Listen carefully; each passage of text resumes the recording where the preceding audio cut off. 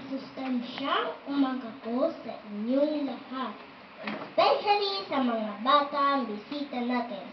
Gusto ba niyo maging malakas, malusog, at matalino? Maging tahimik at makinig sa tula ko.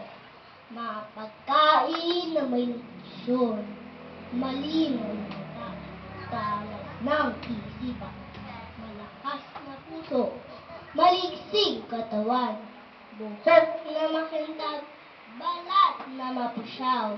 Sa tamang pagkain, hahaba ang buhay. Malunggay number 1 sa mga dakong gulay, 300 na sakit, totoong panlaban, kay daling hanapin ang dako ng buhay. Sa paligid-ligid ay nalaan.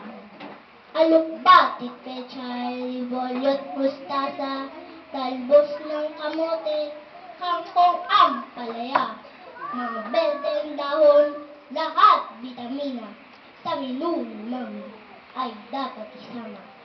Mga prutas naman ay huwag kalimut. Una na ang saging, potassium ng taglay, guava, papaya, apple at orange pa, may vitamina C, mga katas nila. Kaya mga bata, ngayon ay simulan, chichirya iwasan, soft drinks ay layuan, tubig na malinis, pampatid ng uhaw, gulay, prutas, gatas, yan ang mainam. Okay, palakpakan natin si Christian. Okay. Oh, alam na niyo na, mamaya, mahaba rin ang tanong ni Sister.